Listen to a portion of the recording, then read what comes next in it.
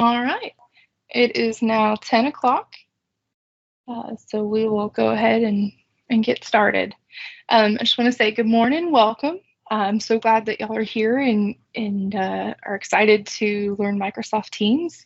I'm excited to introduce it to y'all and how you can use the many functions in Teams to effectively communicate with your peers, your coworkers, your teams, students, the public, whoever it is that you need to communicate with. Just a few announcements before we get started. If you have any questions, please pop them into the chat window as you think of them. We'll answer all of them at the end when we do our Q&A portion. I'm also putting the questions asked and their answers on our website. So if you have a question later on, or you heard the question but you didn't hear the answer, you can find the answer on our website. Today's session is being recorded, so if you miss something, need to leave early, get interrupted, no worries. I put the recordings on our website so far, same day as the session. And I'll provide that link in the chat box at the end of this training. Just want to throw out an IT reminder. Skype for Business will be discontinued July 31st of this year, and WebEx will be gone after August of this year, which is part of why we're really wanting to give y'all as much training and information and content and tools as we can for you to get adjusted and learn Microsoft Teams. We think that's the solution to losing those two programs. Plus, it's just the one program that you have to learn now. So kind of a good thing there. So today we are going to focus on communications using Microsoft Teams, but if you're interested in how you and your group can use Teams to collaborate, join us Thursday at 10. And the meeting link for that session is also on our website. So this is what the next hour is going to look like. We'll spend the majority of today in demo mode, but I do want to start with a little quick intro that's going to show y'all the functions and the meeting types kind of broken down, kind of show the differences between them. And then our demo, we're going to start off with device settings, since that can really kind of make or break your meeting. We'll go through chats. We'll kind of touch on calling, video calls. We'll spend a pretty good chunk of the time in meetings, webinars, live events, and we'll wrap up with the help section, which I think is really helpful. We will have a Q&A session towards the end, trying to leave the last 15 minutes for questions. I'll answer all your questions. And so remember, if you have a question, pop it into that little chat box. Once I have answered all of your questions, I will wrap up with a few reminders and the dates and topics for our next 3 sessions. Okay, so these are not all of the functions of Microsoft Teams, but they're the ones that I really want to highlight on, the ones that help you effectively communicate. Some of these can be with people just in AgriLife, some are with people inside and outside of AgriLife.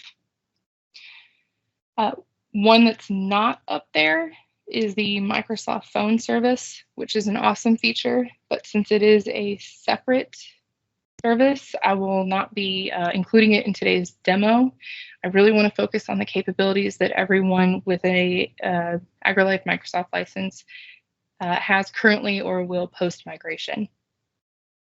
But I will be going over all of these boxes today. I can say that a couple of my favorites are the meeting recordings and the transcripts.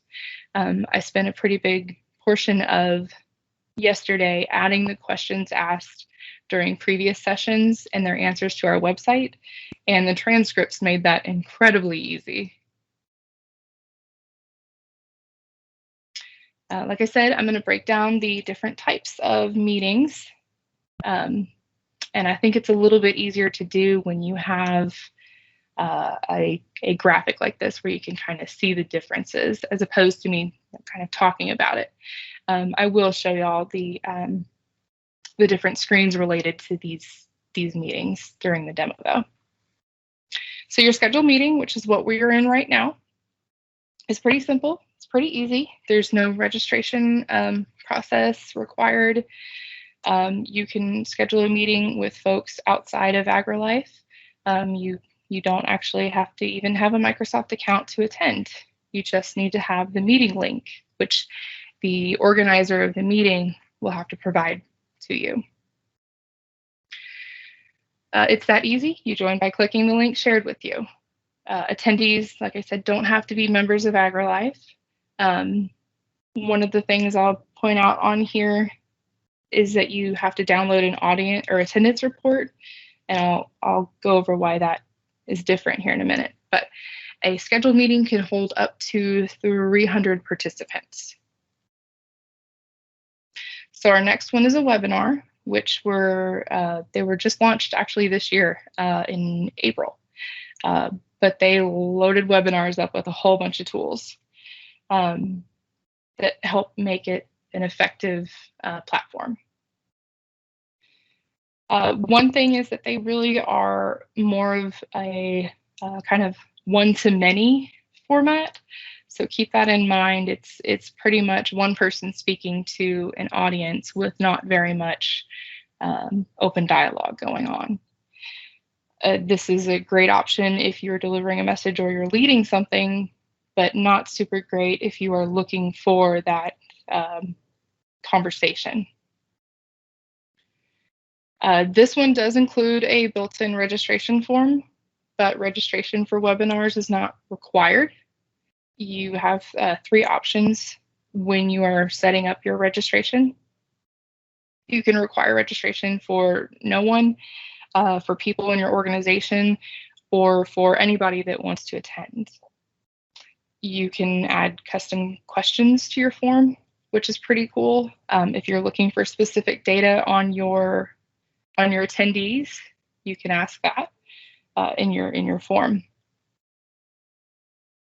I believe the 3 required questions are first name, last name, and email, which are required for confirmation emails, which is another really cool feature of this particular meeting type. So webinars include a dashboard that shows you your registration and attendance, and that is separate from, or that differs from the scheduled meeting where you have to download an attendance report. You actually have a dashboard, a panel that shows you all of that kind of information for your webinars. So if you like to collect all of that information and kind of see, how many people registered versus how many people actually attended, you've got all that information right there. So back to the registration form, you can add quite a few different things in your form.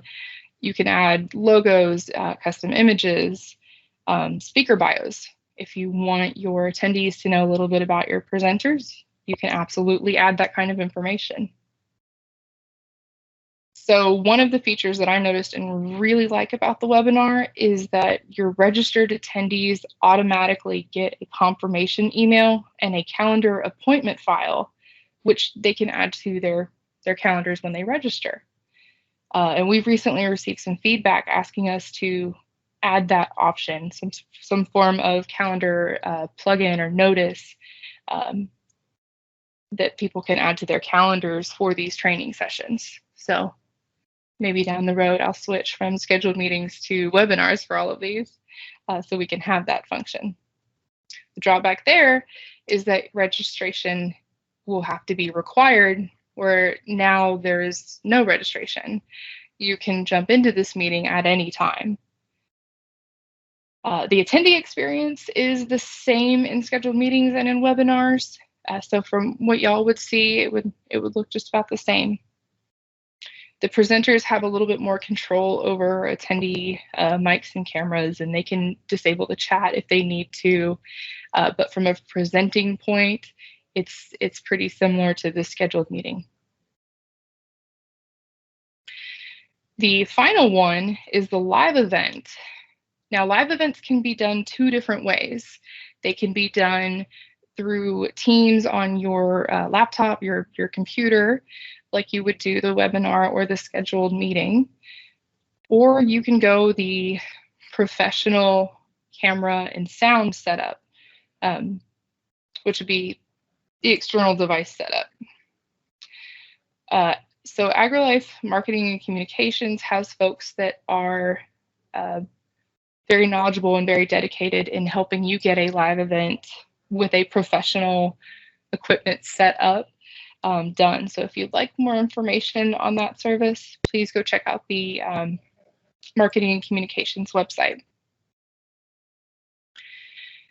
The live events have up to 10,000 attendees. I don't think I said, but the webinars have up to 1,000.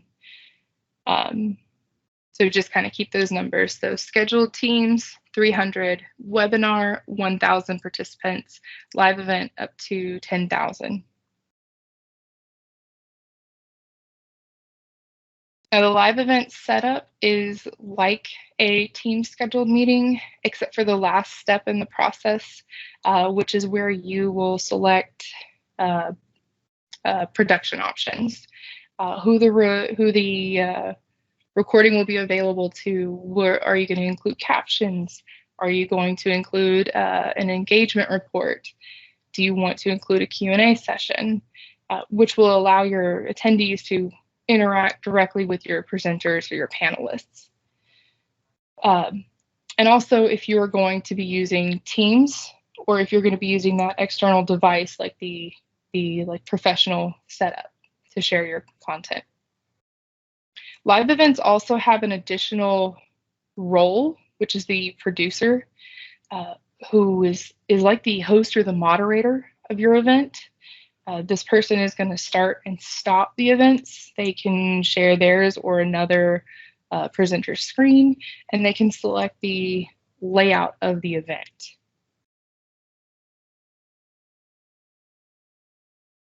All right. So we're now going to roll straight into demo time, and y'all are going to see my screen a lot. All right. So we're going to start off with device settings. So I'm going to share my screen here with y'all. Up here, I'm going to go over device settings. Now, when you join a meeting, y'all all had to select your device or devices, but you always have this option to go back in and change. So if you've jumped into the meeting and you've realized, oh, something's not right, either wrong webcam, wrong speaker, if you've gotten the wrong mic, that's okay. You can always go in here and you can always check your settings. You can always change your settings. And honestly, I've gotten in the habit of, after I join a meeting or start a meeting, I go in here anyway, just to double check. Because sometimes we blow past that first screen because it says computer default, and we don't change it. When I worked on the help desk, I think one of probably the most common reason a person was having difficulties with a team meeting was incorrect device settings. So like I said, this can really make or break your meeting. If your attendees can't see or hear you, well, then you're not doing a very good job communicating.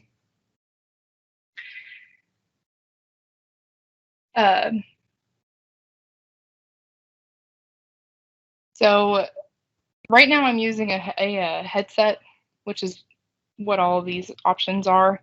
But you can always choose these, choose the options that are going to be listed in here if you feel one has a higher quality over another, or if just one works better than the other. I am going to point out in here something that's pretty cool. So this noise suppression down here, is exactly what it sounds like. It is going to suppress background noise. This is really helpful if you are in a shared office, maybe a crowded room, or maybe your building is just off of a busy street and you can hear cars go by. When you have all of that background noise going on, it's a distraction to your audience and it can bring down the quality of your presentation because maybe that's all they can hear is whatever that background noise is.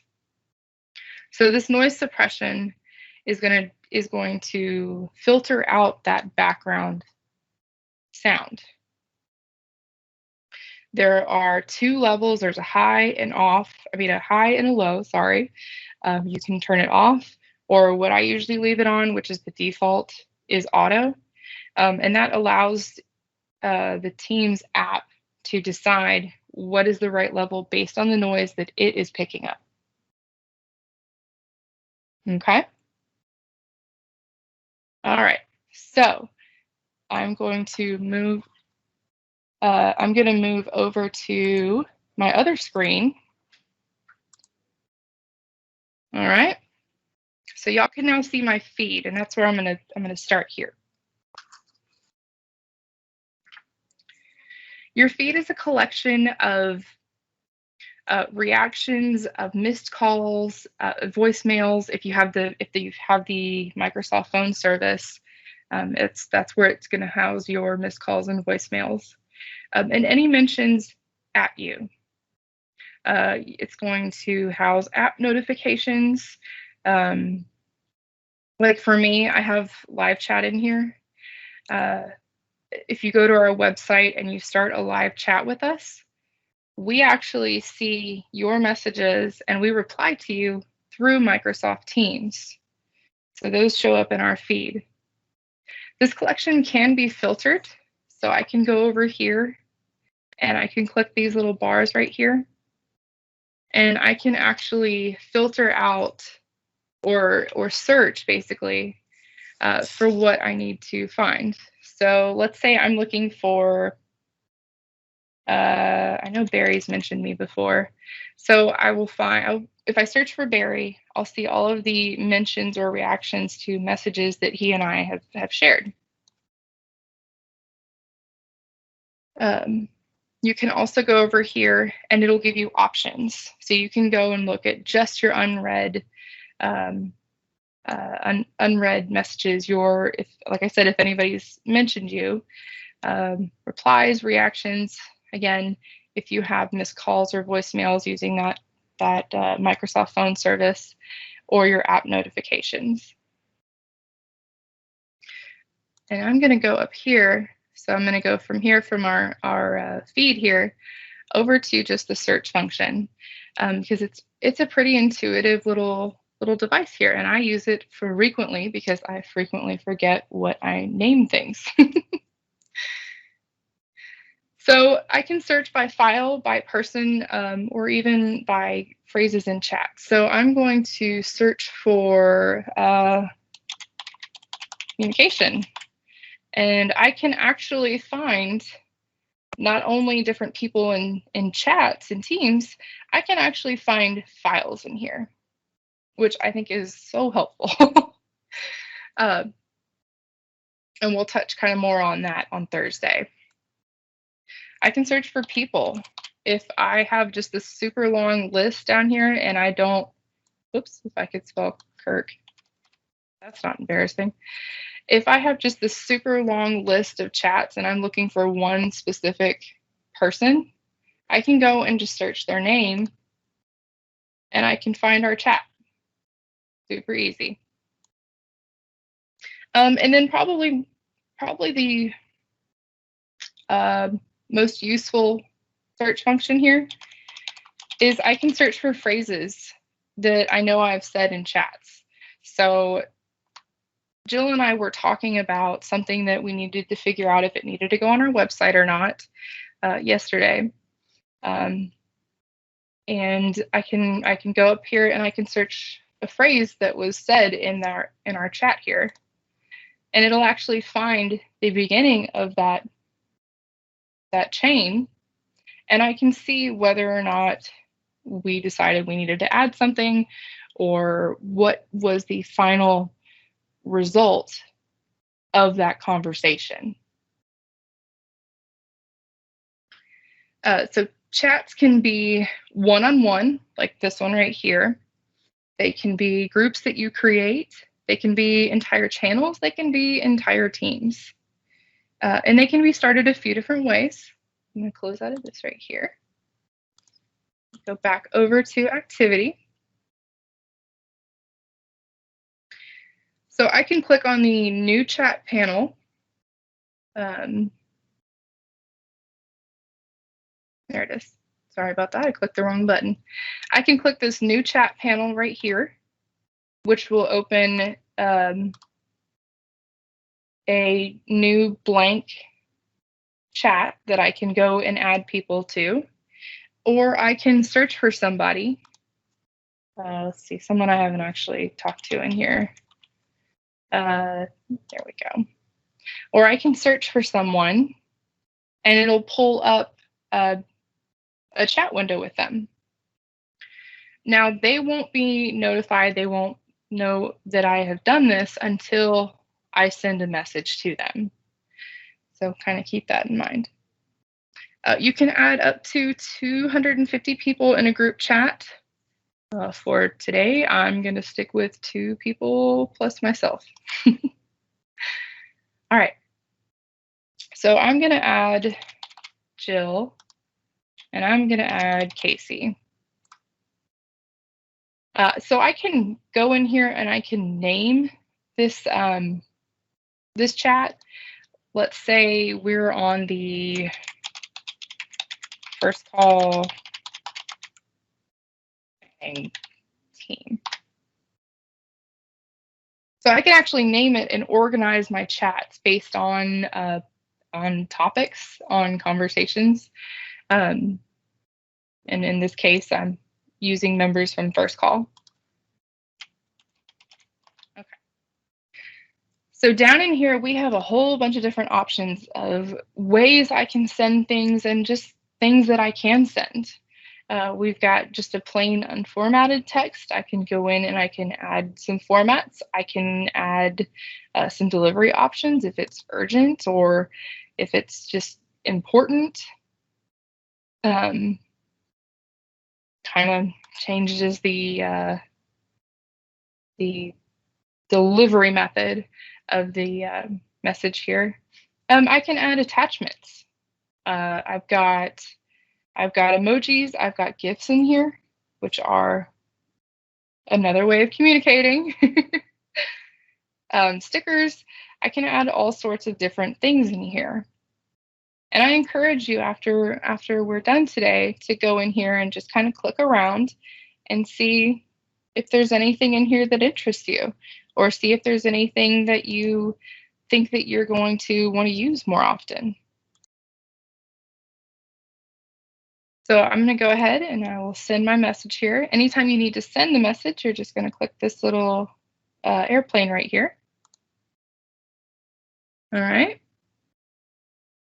Now that I've sent the message, they can also see my, Casey and Jill can also see that I've changed the name of the group here. Let's say that I forgot to add someone. Oops, I should have added Bill.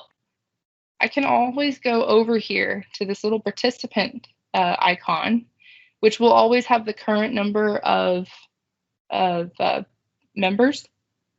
So if you're ever like, I'm just not sure how many people are in here, you can always see that number. And I can either add people or I can completely leave this chat even though I started it. So I'm gonna add Bill here. All right. And I have a couple of options. I can either not include the chat history, so Bill will not see the howdy up there, or I can include specific days back. So maybe we've added Bill a week after this chat has started. Well, I can go in there and put 7 days, or I can include all.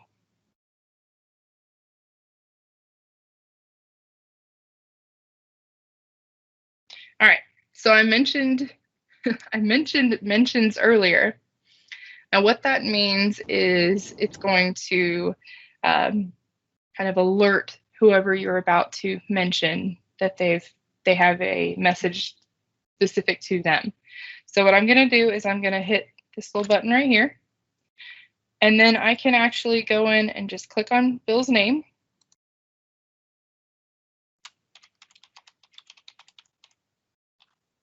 Okay. And see how his name was put in there and it was highlighted? I can go in and now this message, while everyone can see it, Bill's going to get a little alert up here that says that I've mentioned him and that I'm looking for information specifically from him. Okay.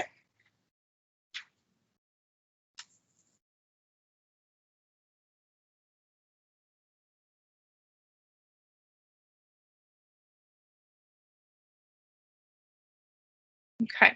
So I went over here. I now see how the number has changed. It's now 4 because we've added Bill. I can go up here and see everybody's status. And if I needed to do an impromptu meeting or a call, I could see, okay, so Bill and Casey are available, but Jill is not. So maybe this is not a good time for me to do a call. I did, yep, there we go. So that right there, that little thumbs up is called a reaction. And you have these options to react to messages. You've got your thumbs up, a heart, a smiley face. I would call that a shocked face. And I'm upset.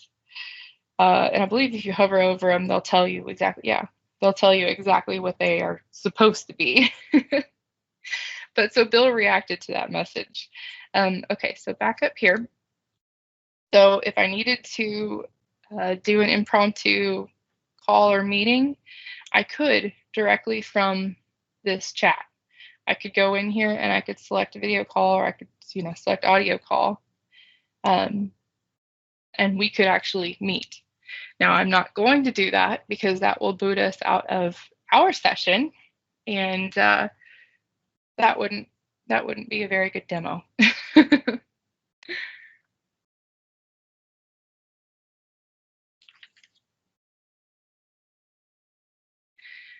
All right. So it looks like Bill is going to share some information with us here. It'll always show you if somebody is typing, and if multiple people are typing, it'll actually show you like Bill and Casey or whoever your participants are. It'll always kind of let you know. Nope. Okay, maybe not. Oops. All right. Well, a channel post is it's a new conversation, and it gives you a couple of different options. It lets you do an announcement. It lets you do a just like a plain type of message. And your channel post will also allow you to limit who can respond. It can let you do subject lines. It can let you do headers, or I'm sorry, subheaders, headlines, images. It lets you do a couple of different things.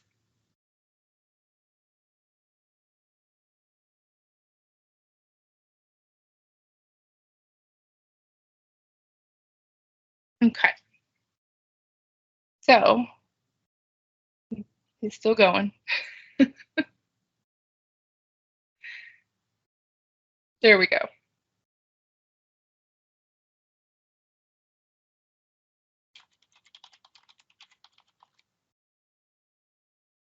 So see how I didn't add his name? It's still going to go to him. He's still going to see it, but he's not going to get any sort of additional notification.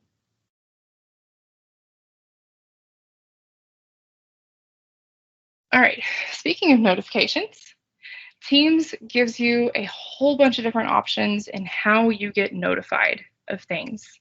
And there's a couple of different ways that we can actually change those notifications. I can go up here to activity, all the way across to settings right here, which will put me directly on that notifications page. I can also go up here into these little dots and click on settings. Either way will get me into settings, but the gear over here under your feed gets you directly to notifications.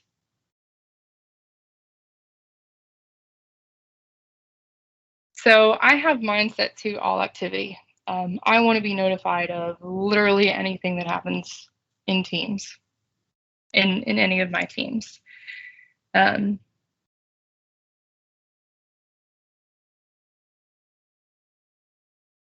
But not everybody wants that. So for some people, that's just too much information. So you can go in here and change your teams and channels, but you can also go in and change your notifications for your chats, your meetings, your people, which is kind of interesting. It'll actually notify you of changes in someone's status. So like right now, I'm set to do not disturb. If somebody wanted to be notified that I am now available, they'd get a little pop-up if they were so inclined. So you can edit each of these, your chat, meeting, people, or other, or you can go in and you can just select certain notifications. So your banner and feed are two different things. Like we've gone over feed, that's going to be this column right in here. Now your banner is going to actually show up down here in your bottom right-hand corner. Very similar to like when you get an email and you get the little box that comes across your screen in that corner and lets you know that you've gotten an email. Very, very similar. So you can go in there and you can change if you just want them to show up in your feed or you want them to show up in your banner.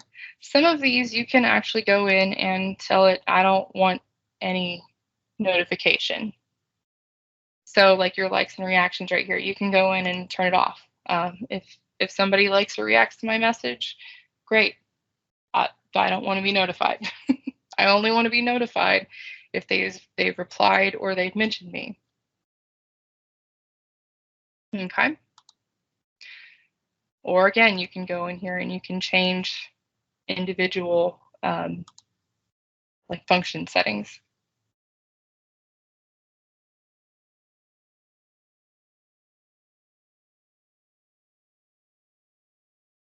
Okay. So I'm going to go down here and we're going to go into starting those 3 types of meetings. Now, you can always hit Meet Now on your calendar. You can hit Meet Now in your chats as well. I'm going to have these 3 options. I'm going to have the option to schedule a meeting.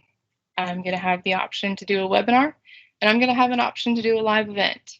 So those are the 3 I mentioned earlier, right? So if we were to schedule a meeting here, this is what you're going to see. This is basically your meeting invite. You're going to add your title. You're going to add who's required. So I'm going to say that Alan's required, but I can also add optional folks here. All right. You're going to set your date and time. Is it going to be an all-day meeting, or is it just going to be, in this case, the 30 minutes? Does it repeat? Now this is kind of handy. They give you different options. You can do a meeting every single day, Monday through Friday. You can do one every single day, Sunday through Saturday. Does it repeat weekly? Does it repeat monthly? Maybe it's quarterly. You can go in and select your options and actually create the team meeting that is going to work best for you. Maybe you need to add an entire actual team. You can do that up here as well. Your location, maybe it's in a conference room. You can go ahead and put that in there. If you have any instructions for your attendees, or if there is anything, any information that you think that they need to have prior to your meeting, you can do that as well. Remember, this is just the scheduled meeting, so the next two are going to look just a little bit different. All right. So when I hit send, Alan and Jill are going to get invites to this meeting, okay? So I will hit send. And it's now on my calendar. My day is looking a little bit cramped.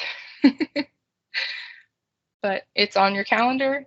Whenever you go to start that meeting, you can click the meeting on your Teams calendar or your Outlook calendar. And you can join or edit those. Let's say that I want to do a webinar. Okay. Looks pretty similar, right? Except for up here.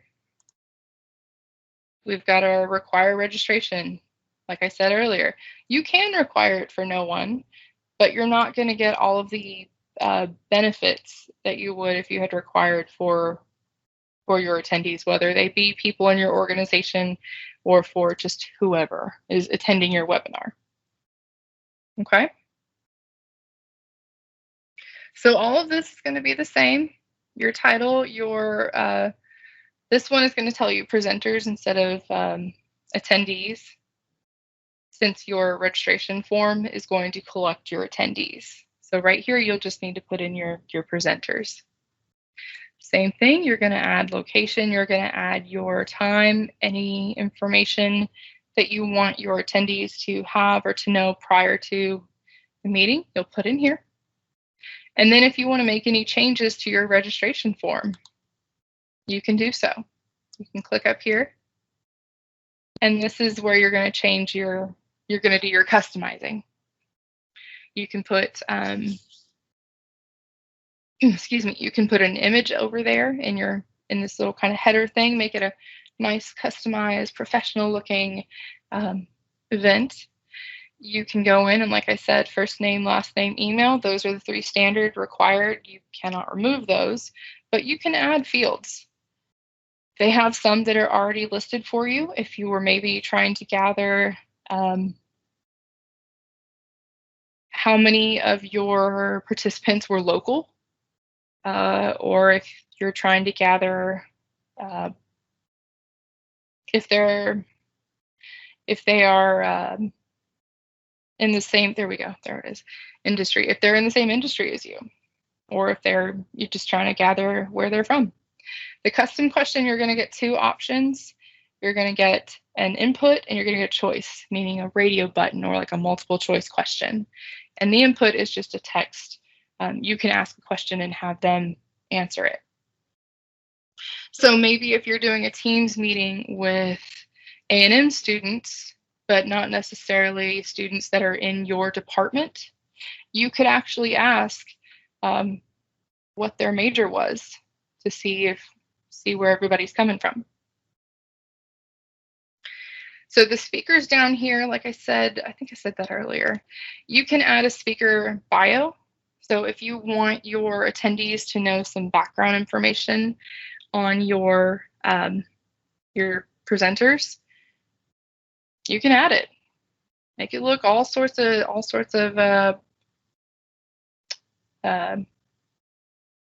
personalized, I guess is the right way to put that. Okay, and then the last one, so I'm going to hit discard. The last one is going to be your live event. Now, same thing, you're going to add title, location, start, end time, all of that information. In this particular situation, I would be a producer because that's what I normally do. You can add presenters that are within AgriLife, or you can add external presenters. When I hit next is when it's going to ask me the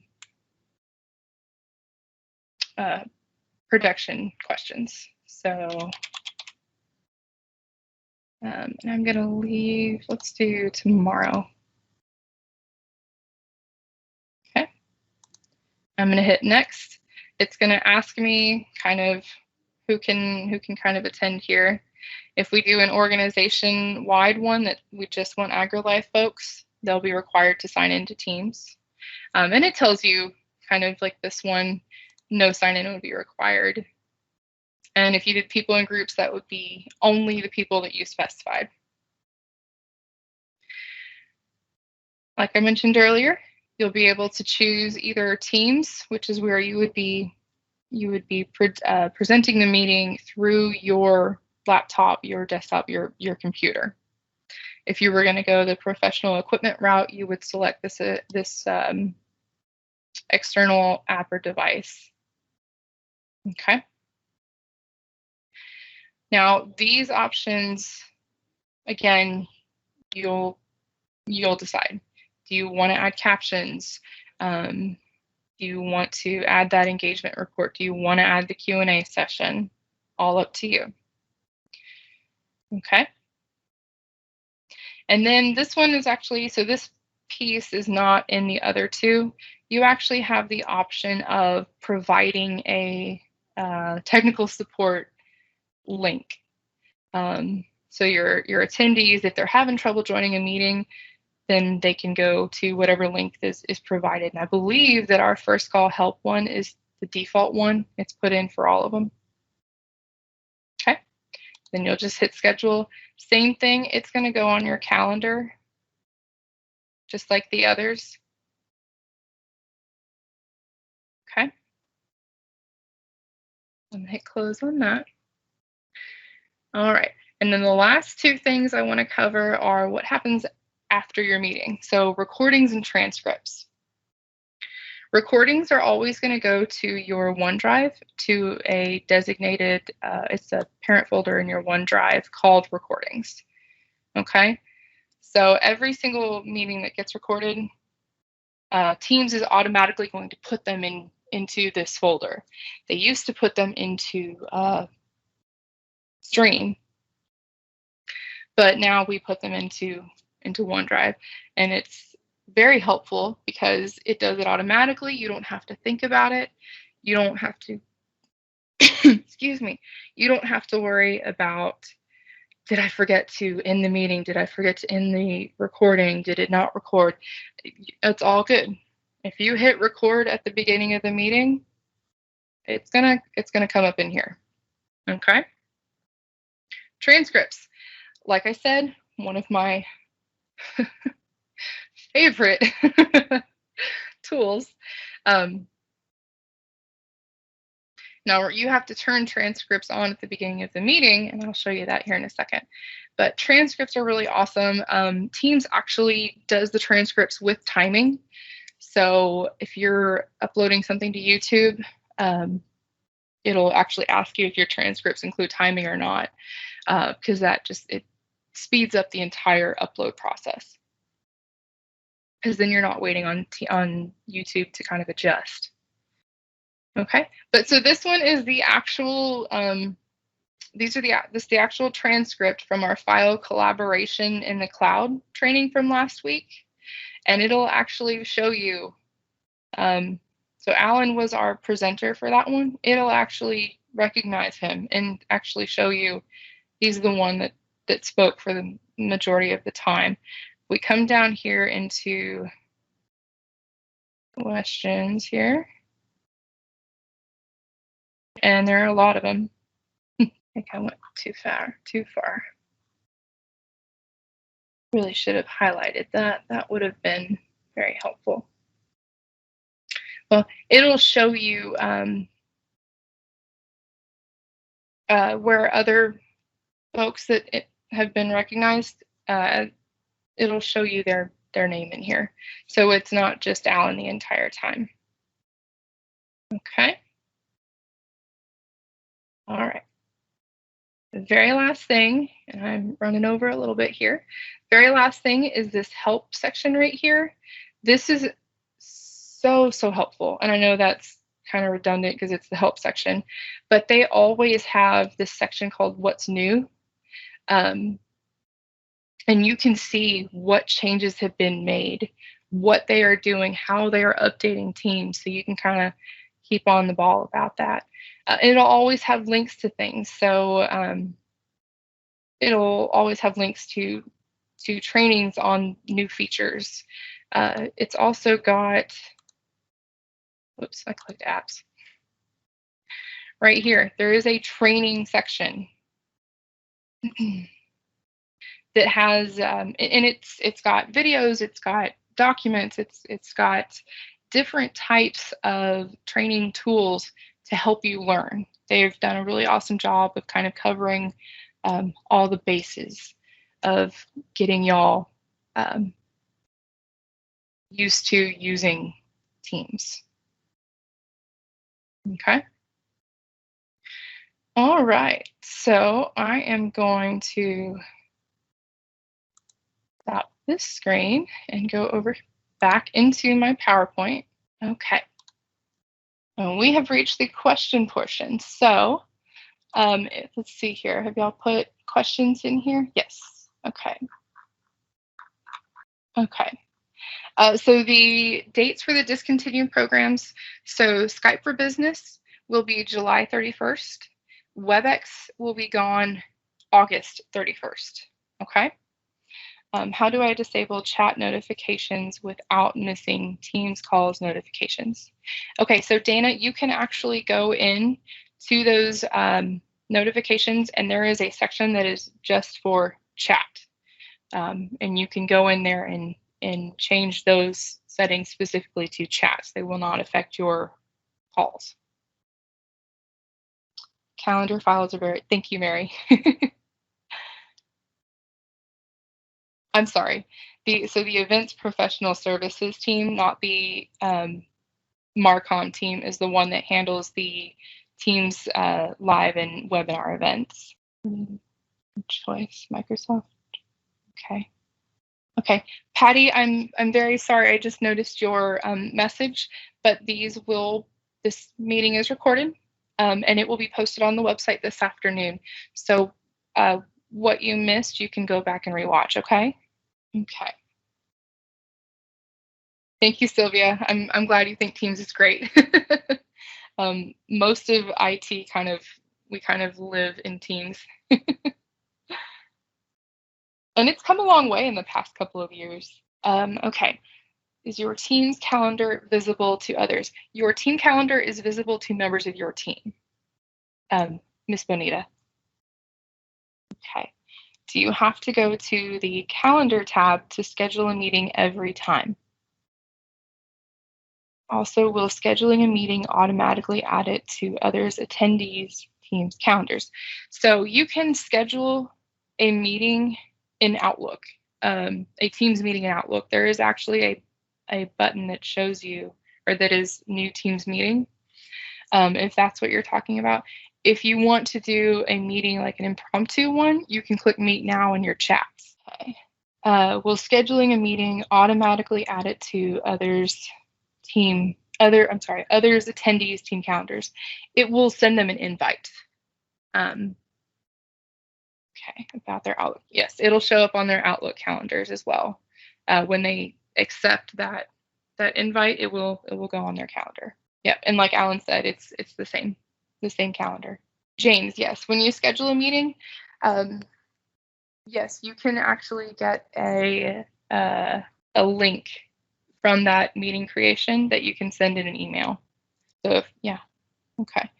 Can you delete past chats or clear that section up so that there are not so many items that are no longer needed?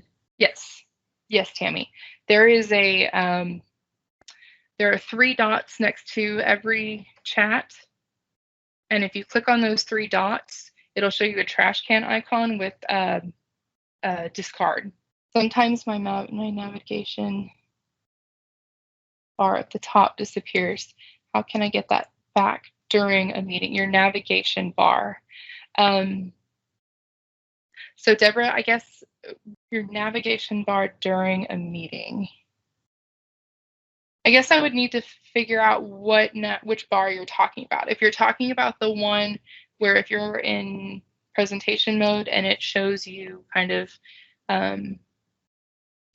the stop presenting, the participant list, the chat box, that kind of stuff, or if you're talking about like the search bar. I guess I would need to see your screen to figure out how to help you there. How I can see who is on my team. Okay. How I can see who is on my team.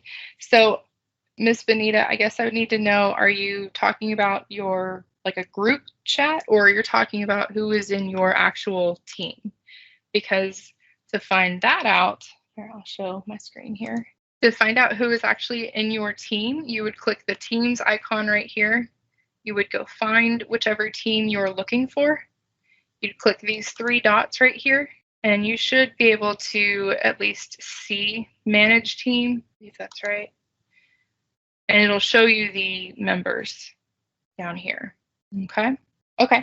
Well, Miss Benita, you may not have a looks like I'm not on a team. Okay, yeah, then you may not be a member of a team yet. You can use Microsoft Teams and not be a member of a team. That is possible.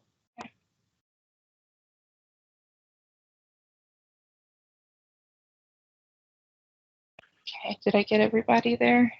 Actually, Bailey, there's another question from Craig. He said when he went to more actions, he saw a stop recording button. Does that mean that anyone can actually stop recording when they are not the host of the meeting? No. No. So the way this is set up is the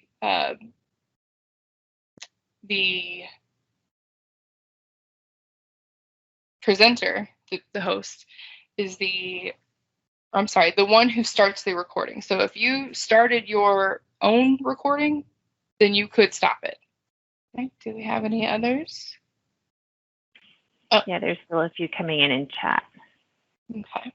Yeah, I think there's some questions about the deleting old chats and not able to delete the chat. And Alan made the comment that if you didn't start the chat, then you can't delete the chat.